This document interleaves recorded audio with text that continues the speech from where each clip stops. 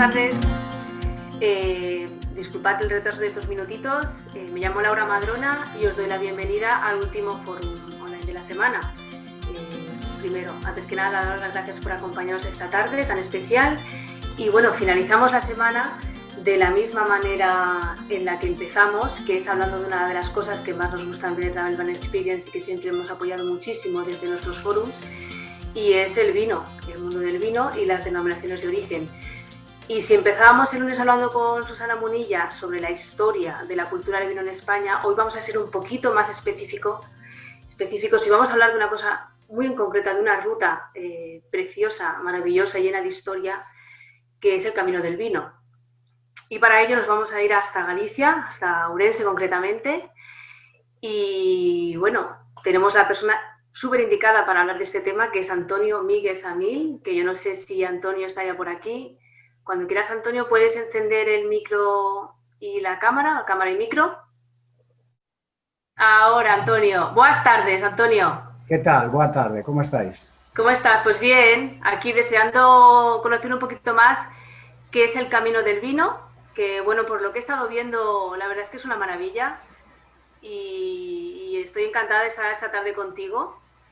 Y bueno, antes que nada, yo creo que eres la persona súper indicada para hablar precisamente de esto, porque además eres director de la Oficina de Turismo de Rivadavia.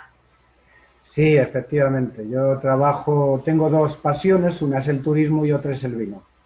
Y las compagino perfectamente en la Oficina de Turismo de Rivadavia y en mi viña. Exacto. Entonces, bueno, pues una está al lado de otra, como quien dice, y trato siempre que puedo de compaginarlas, porque además en estos tiempos que corren ya sabes que el vino está de moda y Exacto. las experiencias enoturísticas pues en estos momentos son una de las actividades que más se demandan. Bueno, y además eres viticultor, o sea, por eso hablabas también de que has unido el turismo y el vino, las dos cosas que más te apasionan, y tienes una bodega que se llama Boasvides. Sí, exacto. Boasvides es un proyecto que inicié hace muchos años. Sabes que aquí en el Ribero prácticamente todos somos un poco herederos de una cultura, la mayor parte de la gente que vive aquí. Y bueno, ha habido una ruptura generacional en los últimos 50 años, pero algunos de nosotros hemos decidido continuar con esa tradición y yo he recuperado un poquito esa forma de entender el vino y la vida a través del vino, ¿no? Entonces he hecho un proyecto que es Boas Vides, que es la recuperación de los vinos históricos, de los que os hablaré la próxima semana, exactamente. Exacto, que la gente que nos está viendo, que sepáis que a Antonio lo volveremos a tener el próximo martes, precisamente hablando de este proyecto que se llama Boas Vides, que también es una maravilla. Y bueno, yo creo que vamos a empezar un poco, y yo te lo voy a preguntar directamente, ¿qué es el Camino del Vino? Bueno, el Camino del Vino es un camino iniciático. Es el gran desconocido en estos momentos, a principios del siglo XXI, pero era uno de los caminos más importantes y conocidos desde el siglo VIII hasta principios del XIX. Es el camino que llenó, que inundó, que logró que Santiago de Compostela pudiese atender a tantos peregrinos y a tanta gente que llegaba a la ciudad durante las peregrinaciones y para cuestiones relacionadas con la religión o con la economía. Hoy en día Santiago de Compostela es la capital de Galicia, pero históricamente era algo más, era un centro espiritual muy importante para Europa y para el mundo. Entonces había unas grandes necesidades de vino.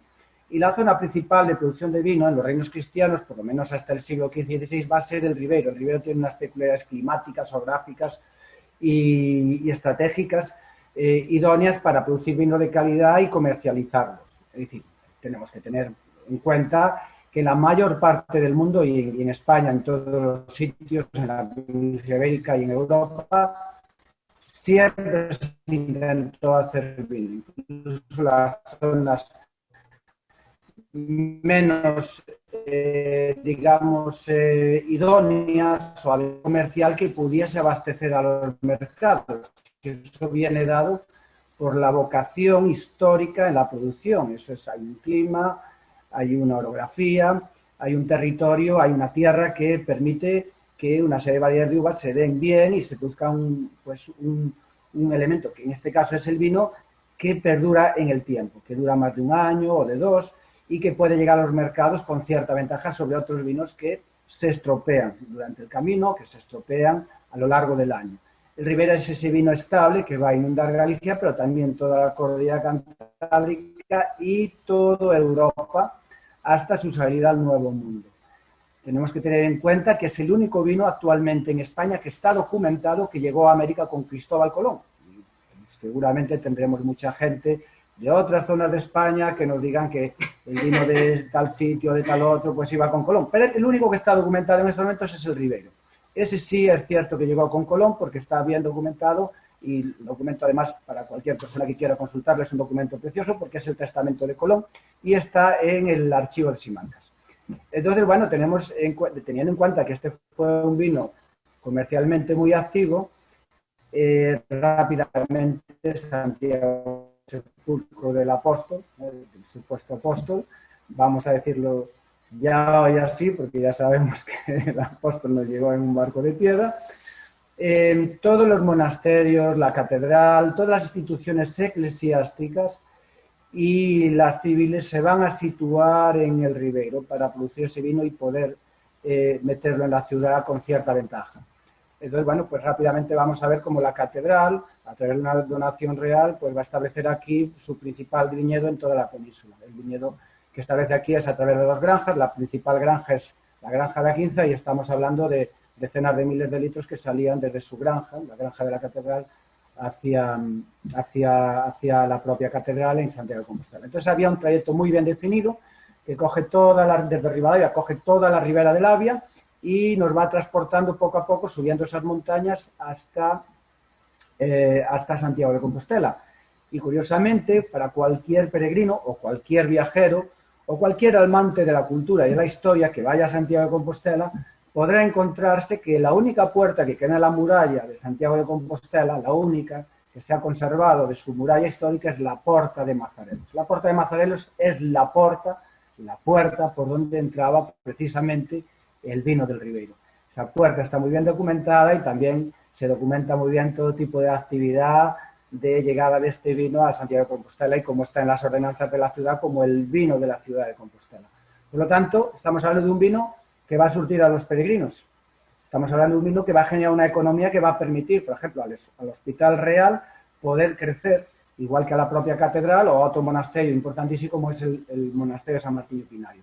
Y ese camino que hemos hecho, pues hemos decidido que ya que el Ribeiro actualmente no es una gran potencia en la producción de vino, ya no somos aquella potencia mundial que durante casi 1000 años inundó parte de España y de Europa de vinos.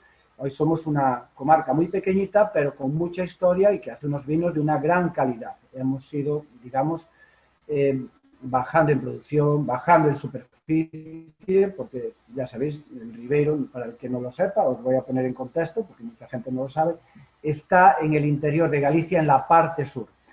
Estamos a medio camino entre la ciudad de Ourense y la ciudad de Vigo.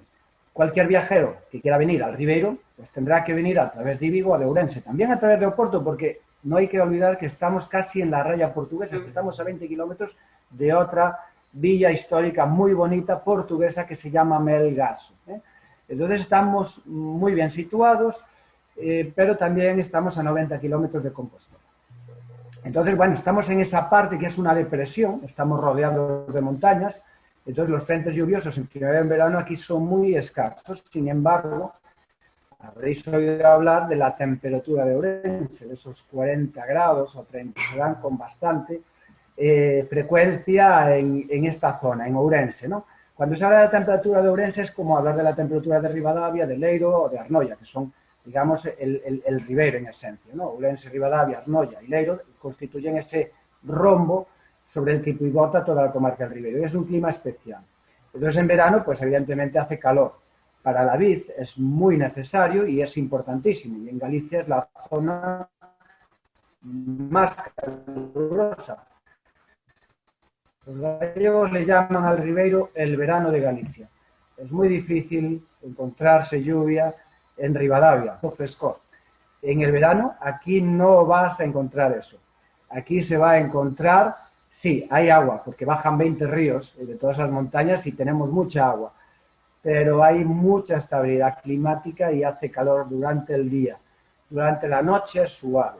Para cualquier viajero que quiera disfrutar, digamos que la primavera y el otoño son dos estaciones fundamentales y preciosas que nos van a permitir disfrutar plenamente de este tipo de experiencia, del Camino del Vino. El Camino del Vino se inicia en Rivadavia y finaliza en Compostela.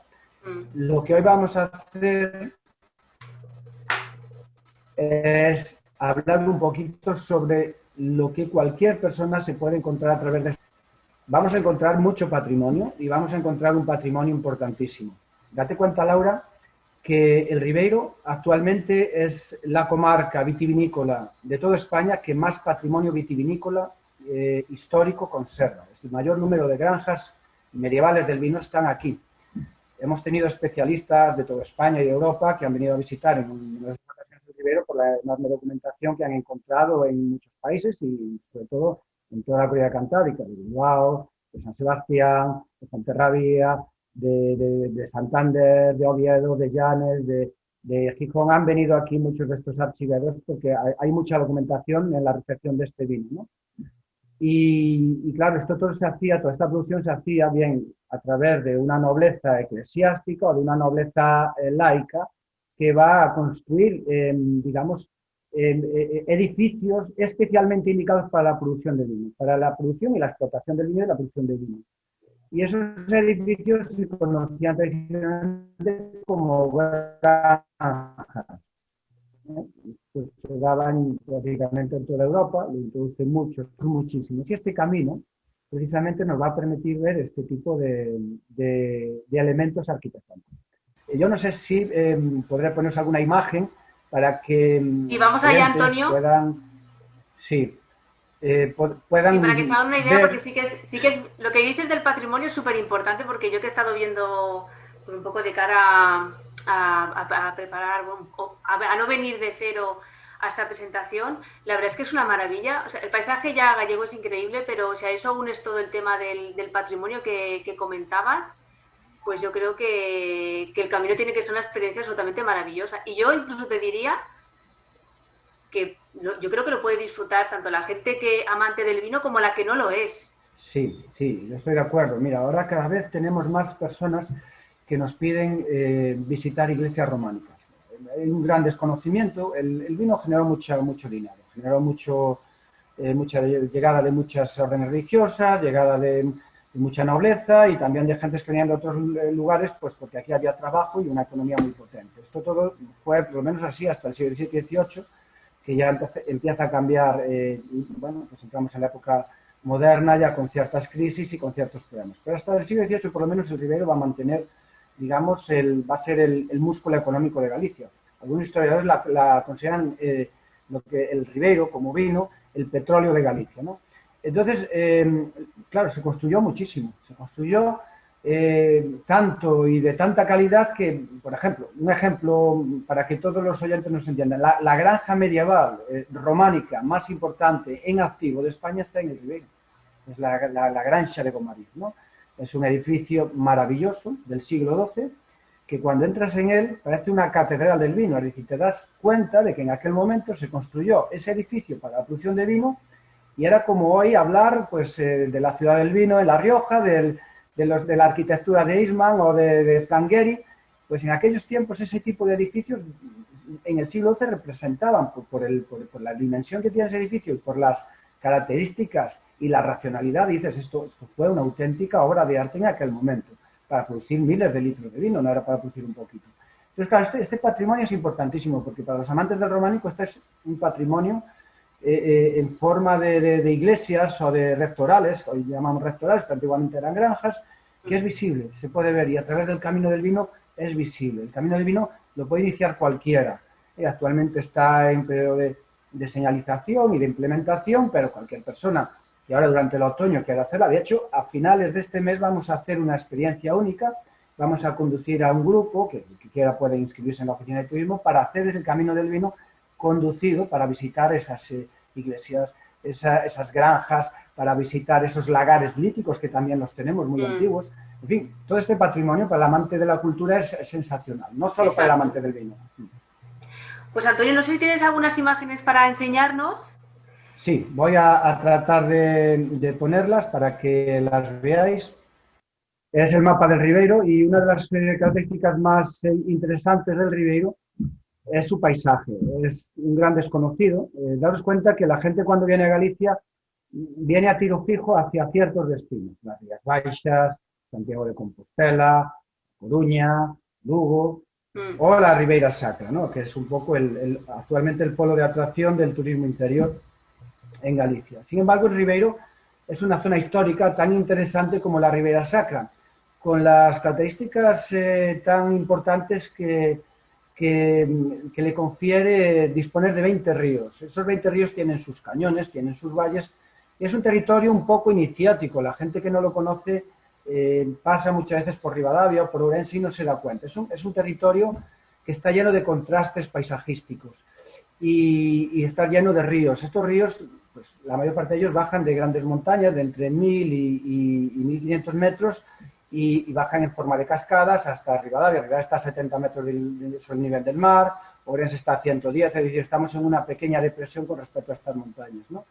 Entonces es un territorio lleno de colinas, y esas colinas, detrás de esas colinas están esos viñedos aterrazados, están esas aldeas históricas del vino, están esas granjas medievales y esos puentes, ¿no?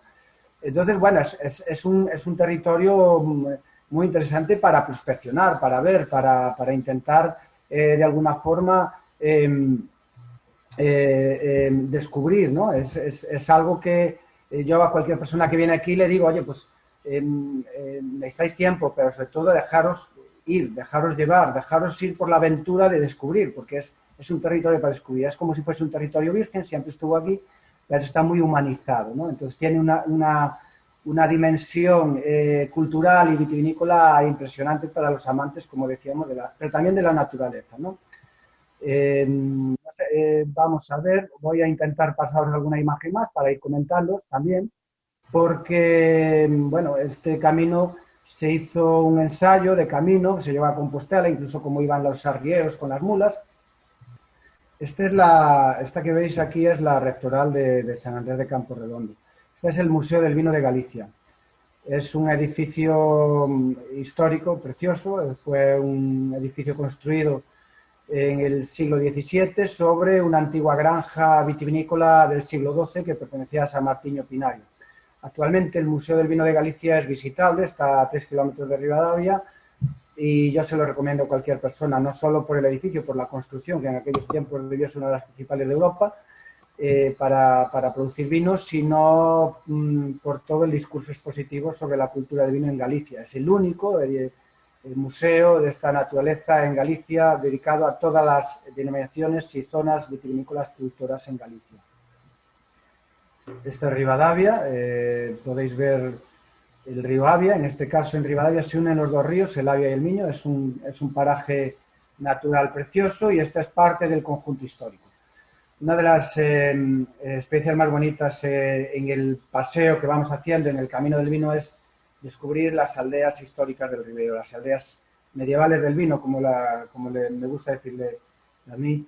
Es un entramado de calles empedradas, de grandes caseríos, casas blasonadas, iglesias románicas o barrocas en función de las reformas que se hicieron a lo largo de los siglos, que nos retrotraen a otra época, a otro tiempo, y que nos permiten descubrir, como digo, una forma de entender la vida que rápidamente es entendible al ver todos esos edificios y esa estructura que existía tradicionalmente.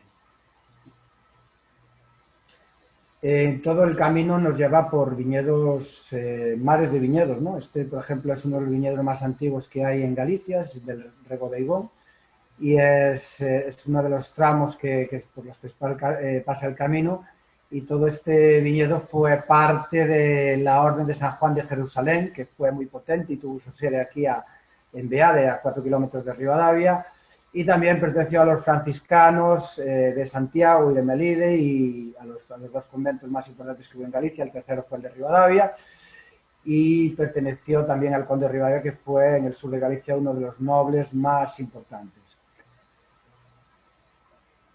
Esta es otra de esas famosas granjas que nos va a permitir descubrir el camino. Es un enorme edificio que fue reformado por el monasterio de Oseira, está considerado el Escorial gallego, el monasterio de Oseira está a 20 y pocos kilómetros de Ribadavia, es visitable, tiene vida monacal, son los cistercienses quienes rigen su vida y quienes hacen las visitas todos los días en una serie de franjas horarias.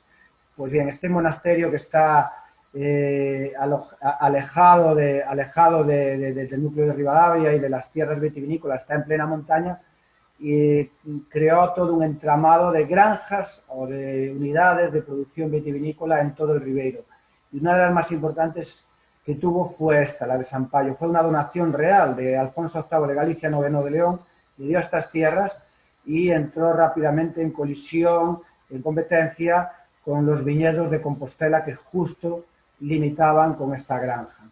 Esta es visitable, todo este conjunto, granja, iglesia, con unas vistas fabulosas del Miño, y pasa justo por encima, toda esta parte está toda por encima del camino, es decir, cualquier persona que quiera visitarla, ir a su atrio y poder gozar de las vistas y de este patrimonio, pues es algo que está al alcance de todos, prácticamente, y es económico, no cuesta nada. Bueno, una de las cuestiones más curiosas que encontramos en la documentación es que algunos de los peregrinos y obispos que llegaban a Compostela venían a Ribadavia, venían al Ribeiro, porque claro, cuando llegaban a Compostela el vino omnipresente en todos los sitios era el vino del Ribeiro, que se conocía, como digo, como vino de Ribadavia o vino de Ourense. Y además Ribadavia es, junto con Ourense y Carballiño, todo lo que es la comarca del Ribeiro, este triángulo constituye el triángulo mágico del termalismo gallego. Es la zona donde mayor número de recursos termales encontramos. Entonces, como digo, en esa documentación que encontramos vemos como hay peregrinos, pero también obispos y arzobispos que vienen a estas tierras. Los propios canónigos de la Catedral de Santiago vienen a estas tierras del Ribeiro a bañarse, a los baños, porque son aguas minerales medicinales y son curativas. Entonces, aquí, por ejemplo, estamos viendo las termas de Presigueiro, que es una experiencia increíble, sobre todo en días de lluvia o días de helada, días de niebla, introducirse, sumergirse, bañarse, disfrutar de estas aguas que, aunque en el manantial, que es muy abundante, salen a 53 grados, en estas piscinas de piedra cualquier bañista podrá disfrutar entre 37 y 41 grados. Es decir, que es una experiencia única, y para todos esos caminantes que al finalizar su camino en Santiago de Compostela, bien que haciendo el camino de la Vía de la Plata o del Camino de Santiago o el Camino del Norte, lleguen a Compostela, la mejor recomendación es hacer como hacían antiguamente los peregrinos. Incluso si quieren ir al Finisterre, pueden ir a Fisterra, volver y descansar, venir a descansar a este paraíso del descanso y de la salud, que son las termas de Presigueiro y el resto de balnearios que conforman la comarca del Ribeiro. Hay una oferta hoy en día bastante importante, bastante interesante, e incluso desde estos balnearios, desde Layas o Arnoia, que están aquí al lado de Ribadavia, se puede coger un barquito eléctrico que te lleve por el curso del río Miño y poder descubrir esos meandros del Miño que son muy desconocidos para casi todo el mundo, pero que maravillan a todos los viajeros que los descubren. Muy curioso, porque yo no me imaginaba unas termas ahí, Antonio. Ha sido una sorpresa. Bueno, ya sabéis dónde están. Ahora lo único que tenéis que hacer es llamar por teléfono y nada, os reservamos aquí un pase para estas termas y vais a estar encantados. La verdad es que Ay, perdona, Antonio, porque esto comentabas que es al lado de Ribadavia, ¿verdad?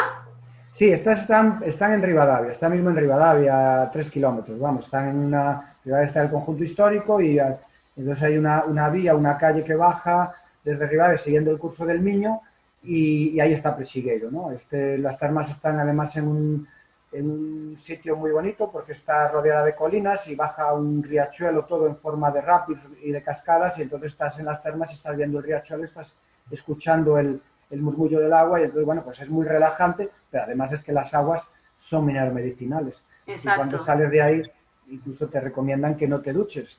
Vete con las aguas pegadas a la piel y además notas la piel muy suave y bueno, pues lo habitual en estos últimos tiempos es que la gente venga a Ribadavia o que venga al Ribeiro y que venga de mañana, que goce de las termas y luego pues se viene a Ribadavia, se toma un vino o hace una visita a una bodega y luego pues come tranquilamente en Ribadavia y descansa y la tarde pues siempre puedes hacer otro tipo de actividades como el catamarán o ir a visitar el Museo del Vino o el Castro de San Ciudad de las que es la mayor ciudad galaico-romana que hay en Galicia, ¿no? Que está aquí a 20 kilómetros de Ribadavia, también en plena comarca del Ribeiro, pero ya en la zona montañosa. Entonces las termas son, digamos, un reclamo idóneo, Claro. simplemente por venir a ellas ya el día ya lo tienes más que completo, porque es muy satisfactoria esta experiencia y es muy asequible. Os lo aseguro que la mayor parte de la gente a nivel económico es asequible para todo el mundo. Fijaros que cualquier persona se puede bañar, estar ahí 1 hora y media disfrutando plenamente de unas aguas maravillosas por solo 5,5 €. Esto te da muchas posibilidades de alojamiento en la comarca, a través de sus casas de turismo rural o en la propia Ribadavia, a través de sus edificios históricos que han sido rehabilitados para alojamiento o en los propios hoteles que rodean Ribadavia, los de los balnearios o bien hoteles monumentos como es el Monasterio de San Pedro. Y para una pregunta, Antonio, también, ¿cómo para llegar a Ribadavia es complicado o no es complicado? ¿Cuál es la mejor manera de llegar? Bueno, para llegar a Ribadavia es muy fácil, es muy fácil. Tenemos que pensar si eres un turista internacional o un turista nacional. Desde cualquier punto de España te tienes que venir a Galicia y tienes que venir por la parte sur, la autovía que une Madrid con Vigo, la autovía de las Rías Baixas, pues llega directamente a Ribadavia, directamente al corazón del Ribeiro, ¿no? Y a partir de ahí no hay problema ninguno. Si vienes en tu coche, si vienes en tren también desde Madrid o desde Barcelona puedes llegar perfectamente. Estamos hablando de la parte sur o de la parte este, ¿no? Cualquier persona que venga de la parte norte de Oviedo evidentemente puede venir por León o puede venir por Lugo. Pero está perfectamente comunicada por tren y por carretera. Y el aeropuerto más cercano a Ribadavia es el de Vigo, a 65 kilómetros. Fíjate que está muy cerca, pero es que además tenemos a nivel internacional 2 aeropuertos muy importantes para nosotros. El que más actividad tiene actualmente es el aeropuerto de Oporto. Oporto está a escasas 2 horas de Ribadavia. Y el siguiente es el de Santiago de Compostela, que también tiene vuelos internacionales, si es el aeropuerto más importante de Galicia, que está a 90 kilómetros de Ribadavia, es decir, está a 1 hora por la autopista. Entonces, desde ahí puedes alquilar un coche y venirte o coger un tren y acercarte hasta Ribadavia. Una cosa importantísima que seguramente para todos los que nos están escuchando y aquellas personas que quieran venir a Ribadavia, a la comarca del Ribeiro, a gozar de cualquier tipo de experiencia, sea termal, camino del vino, o espiritual, lo que quieras, es que teóricamente para el año que viene tenemos el AVE en Ourense. Ourense está a 15 minutos de Ribadavia. Teóricamente, en el 2021, que es el año que viene, tendremos también el Xacobeo. Es el más importante porque además es el Xacobeo post, vamos a decirlo así, COVID. Entonces, esperamos que el patrón, Santiago, para los creyentes seguramente obrará el milagro de que el COVID el año que viene desaparezca de nuestras vidas y si no desaparece, que no desaparecerá, eso ya seguro que va a ser así, por lo menos que su incidencia se aminore mucho y podamos todos volver a vivir y convivir como estábamos haciendo habitualmente, ¿no? Entonces es una oportunidad única para venir a Galicia y una oportunidad maravillosa para venir a Ribadavia y a la comarca del Ribeiro. Exacto, porque una cosa, Antonio, el camino del vino empieza en Ribadavia, ahí es por donde tenemos que iniciarlo. Exactamente, el camino del vino tienes dos formas de hacerlo, o empezando por Santiago de Compostela y viniéndote hacia el Ribeiro, haciendo todo ese camino y llegando a la zona vitivinícola, es un camino precioso, o empezando en Ribadavia hacia Santiago de Compostela. Si tú empiezas en Ribadavia hacia Santiago de Compostela, este camino está reconocido por la Catedral de Santiago, por la autoridad eclesiástica como Xacobeo. Entonces, aunque todavía no no se le ha dado el rango a nivel administrativo, sí se le ha conferido la posibilidad de que cualquier viajero que llegue a Rivadavia y vaya a Santiago de Compostela, a través de este camino, que pueda obtener la compostelana. Es decir, que cualquier peregrino, Rivadavia, entre Rivadavia y Santiago de Compostela se cumple los kilómetros, el mínimo para obtener la compostela, para obtener el perdón en el Xacobeo. Entonces, obtendrías el perdón. Si tú eres un peregrino y llegas a Santiago de Compostela y decides venir a pie hasta Rivadavia, como si vas a Fisterra, o vienes a Rivadavia para descansar y disfrutar del vino que inundó Compostela, pues también pues en un par de días estarías en Rivadavia, 2, 3 días, dependiendo de la fuerza que tenga el viajero, de las ganas que ponga al andar o de las paradas que quiera hacer. Pero en máximo 3 días debería estar en Rivadavia y aquí podrá descansar plenamente con todos estos recursos que tenemos naturales y gastronómicos. Porque ¿cuántos kilómetros son, Antonio, más o menos? Pues son 110 kilómetros, hay que andar 110 kilómetros. La compostelana a partir son 100 kilómetros, creo, más o menos, y este camino son 110 kilómetros. Pero bueno, vamos a suponer que cualquier viajero, cualquier turista quiere hacer una experiencia, una enoexperiencia y simplemente quiere estar 3 días recorriendo este camino medieval, digamos, para visitar las aldeas medievales y las granjas históricas. Pues se puede hacer por etapas, lo hemos hecho ya desde la oficina de turismo y desde la ruta del vino, hemos hecho todos los años, hacemos etapas y hay 3 etapas preciosas, maravillosas, que nos introducen en el mundo del vino a nivel medieval de una forma absoluta. Estas 3 etapas puedes ir parando, en cada etapa tienes tu alojamiento, tienes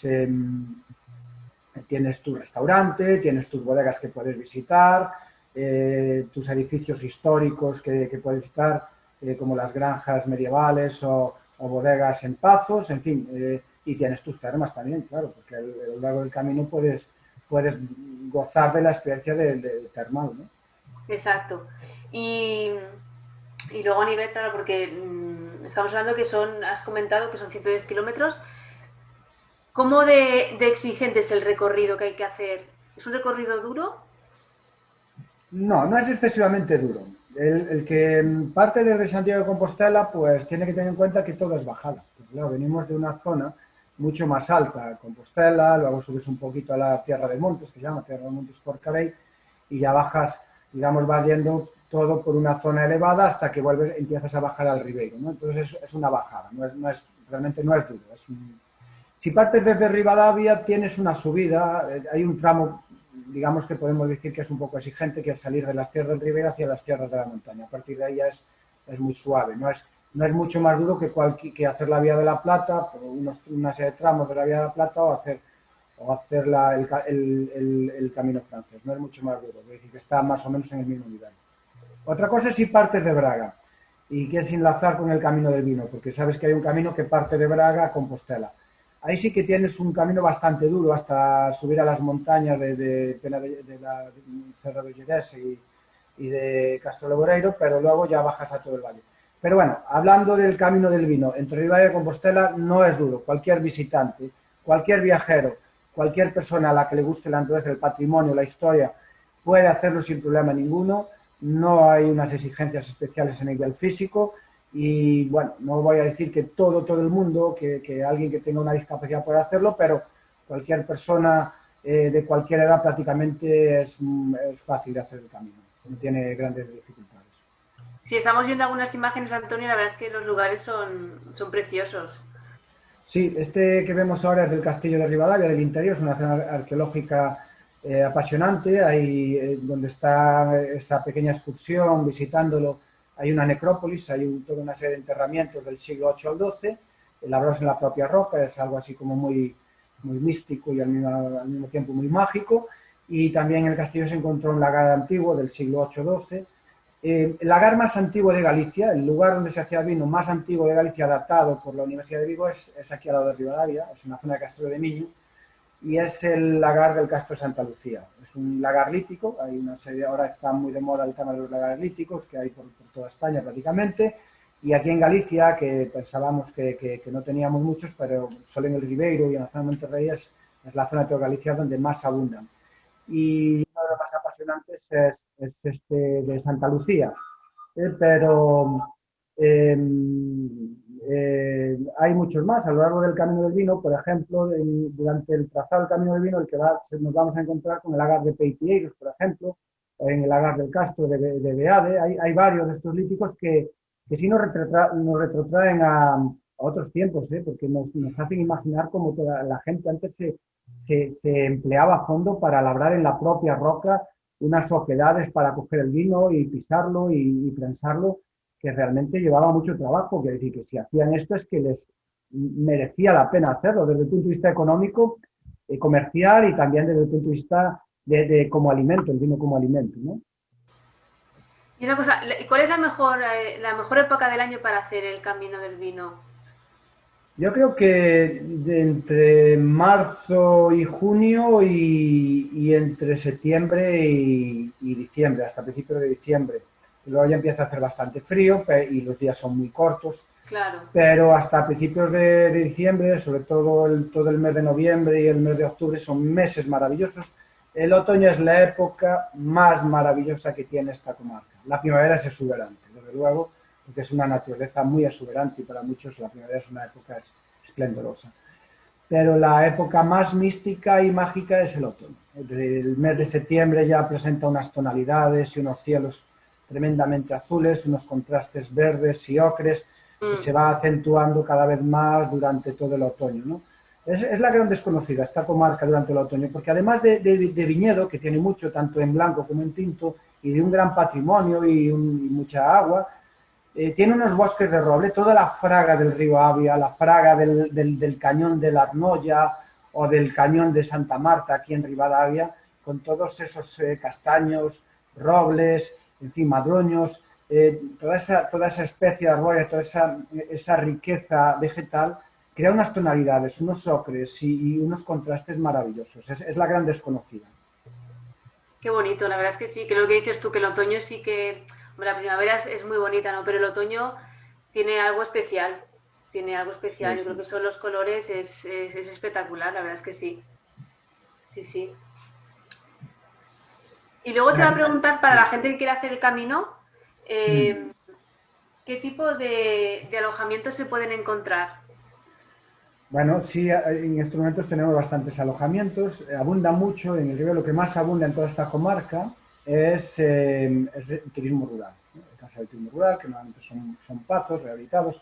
Tienes que tener en cuenta que el Ribero tiene el mayor número de pazos y casas blasonadas de toda Galicia. Es decir, estamos hablando de 100 unidades que hay en toda la comarca. Claro, eso es otra cosa que se desconoce, ¿no?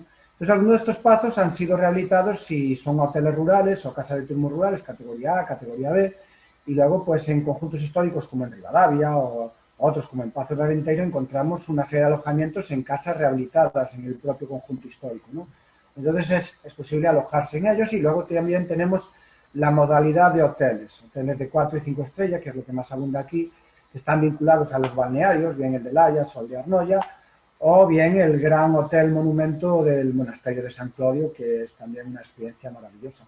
Y para los amantes, muy amantes del vino, y también para los que no lo son, hay una serie de edificios históricos maravillosos que pertenecen a algunas bodegas de aquí del Ribero que han rehabilitado estos edificios históricos, y te puedes alojar en la propia bodega prácticamente, o puedes disfrutar de una experiencia maravillosa alojándote en estos espacios históricos.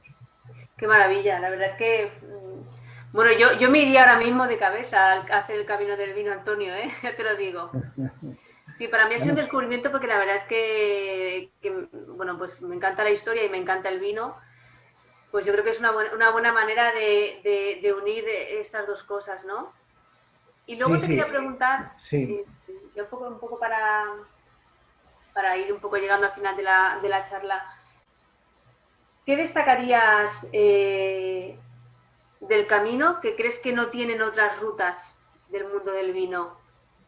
Bueno, yo creo que lo esencial en esta ruta es la sensación de magia que vas descubriendo en cada metro que vas pisando. Estamos hablando de que vas por los antiguos caminos medievales. Muchos de ellos van entre paredones de viñedos, están enlosados, están empedrados, y da la sensación de que te introduces en un mundo que estás descubriendo tú. Entonces, para mí, la magia del camino, toda esa magia, todo es lo que impregna totalmente al camino y lo que la gente va a percibir durante todo el viaje. Entrar en otra época, entrar en otro mundo, entrar en otro estadio,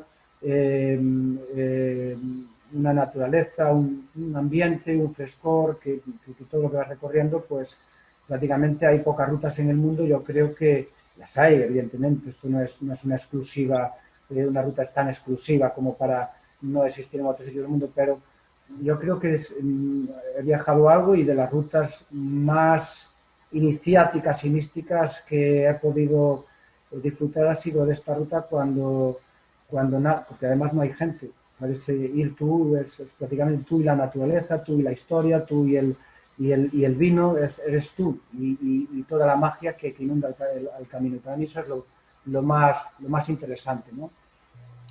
Y luego de bodegas, aparte de Boas Vides, Sí. ¿vale? ¿Qué bodegas destacarías tú del camino? Bueno, hay bastantes bodegas, tenemos bodegas muy grandes, de las más grandes de Galicia, pero en el camino lo que más abunda son bodegas pequeñas, unidas a pequeños proyectos de generacionales, es decir, de gente que ha ido recuperando viñedos y recuperando esas bodegas antiguas, y entonces en el medio de ese camino nos encontramos con pequeñas bodegas que son muy interesantes. Pues mira, aparte de una que es muy grande, que pasamos prácticamente al lado, que es Viña Costeira, luego, al llegar al Museo del Vino, nos encontramos con un puñado de bodegas prácticamente arremolinadas en la parroquia que más número de bodegas tiene de toda Galicia, que es Santander de Campo Redondo. Es una parroquia de Ribadavia, sí, en esa propia parroquia te encuentras más de 10 bodegas. Está pues Cumeravia, está Casal de Armán, está Canción de Elisa, está Elisa Collarte, está Sameirás, está Casal de Paula. Son bodegas todas pequeñas, maravillosas, en las cuales cualquier de estos propietarios te atiende, te da una degustación, te habla sobre su historia, sobre sus vinos y pasas un momento muy agradable. Y luego si sigues, pues te encuentras con Mónica Albor, te encuentras con Julia Bande, te encuentras con Iriotera, te encuentras con Viñameín, con una bodega también que es preciosa, es muy bonita, además tiene una buena experiencia no turística que es Cuñas de Avia. En fin, te vas encontrando con bodegas pues del estilo de la imagen que vemos. Son bodegas en edificios históricos, la mayor parte de ellas en las que en sus jardines, durante el verano, durante la primavera, pues puedes debajo de la parra degustar una serie de vinos, mientras mantienes una conversación muy animada con el bodeguero y descubres todos los secretos del Ribeiro, o simplemente, si no te apetece el vino, todas ellas tienen manantiales de agua en los cuales podrás disfrutar, si tienes sed, de un agua bien fresquita y natural. Y luego, a lo mejor es una pregunta que sería más para el martes que viene, pero ya por curiosidad mía propia, porque hablas de estas bodegas que son producciones muy pequeñas. Sí. Y yo te quería preguntar, es una pregunta yo personal, por el tema de la distribución de estos vinos. Es decir, yo que estoy en Barcelona, ¿yo Sí. puedo encontrar, por ejemplo, los vinos de Boas Vides en Barcelona? Pues mira, el de Boas Vides en Barcelona lamentablemente no lo vas a poder encontrar, Laura. No, el Boas Vides prácticamente es una producción muy pequeñita que tiene su mercado a nivel internacional. Luego lo explicaré la semana que viene, pero el proyecto de Boas Vides es un proyecto que trata de recuperar los tintos históricos, porque casi todos pensamos en el Ribeiro y cuando lo pensamos en Ribeiro, lo hacemos pensando en el vino blanco, pero es que el Ribeiro ha tenido tintos históricos. Y el blanco, digamos, que ha tapado esa parte, ¿no? Y hay gente ya, pequeños productores, que sí están haciendo tintos maravillosos. Y fíjate que en Barcelona sí podrás encontrar algunos.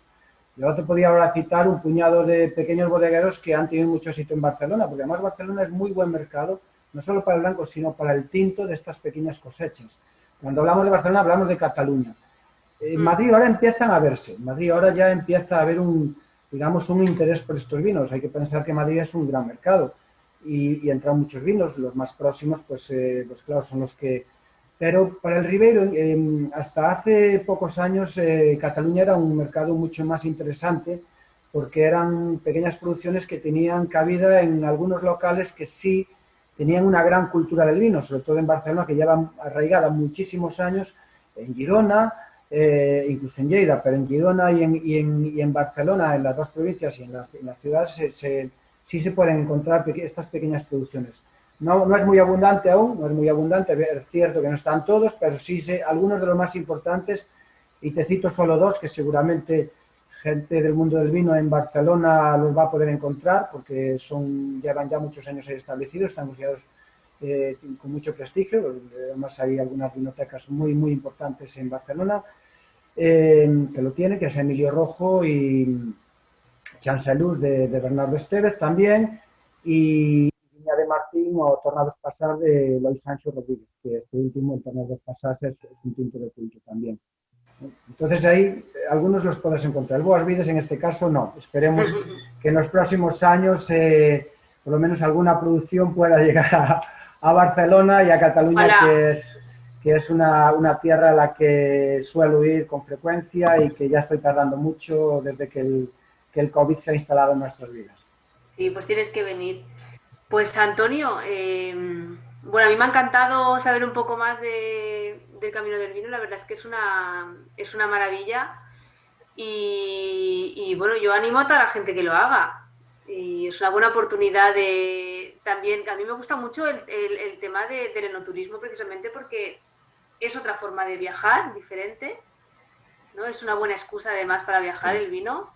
Estoy más, de acuerdo. Y más si encima lo unes pues a un tema pues histórico y artístico como es el caso. Yo no sé si quieres añadir algo al final y decir a la gente algunas palabras. Bueno, nada, lo que vengo diciendo a lo largo de de todos estos comentarios, sí es que nada, lo mismo que has dicho tú, invitarles a que vengan cuando estén, cuando puedan, cuando digamos tengan fuerza, salud, ánimo y bueno, estamos aquí con los brazos abiertos para recibirles y atenderles y enseñarles esta tierra para que aprendan también a amarlo un poquito, ¿no? Exacto. Y ya por último, para un poco como si la gente quisiera hacer el Camino del Vino e informarse, la Oficina de Turismo de Rivadavia, sí, ¿verdad?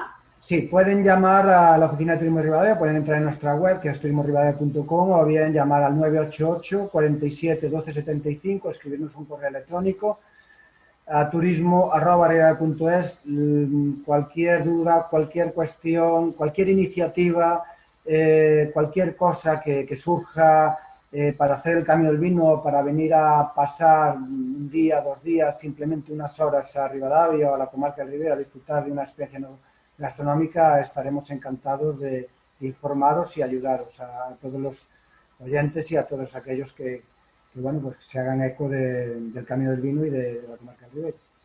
Perfecto, Antonio, pues yo me despido de la gente también que nos ha visto y que nos verá más adelante. Darte las gracias y bueno, el martes tenemos otra cita contigo, que no se olvida la gente, que para hablar precisamente de tu proyecto que es Boas Vides, que yo creo que vale mucho la pena. Sí. Y hay mucho esfuerzo, yo creo, y mucho amor detrás de un vino, que es lo que más me gusta cuando siempre que hemos hecho una presentación con una bodega, es precisamente ver todo ese amor, ¿no? Y esa pasión por el vino. Exactamente, sí, el mundo del vino engancha, ¿no? Y esto me lo decía un día un empresario que lleva a Rivadavia y dice, ¿sabes qué pasa? Es que me dedicaba a otra cosa, pero es que entré en el mundo del vino y quedé enganchado. Es que esto engancha porque es que tienes un poquito de todo, tienes naturaleza, tienes patrimonio, claro, y luego tienes un elemento que es una maravilla.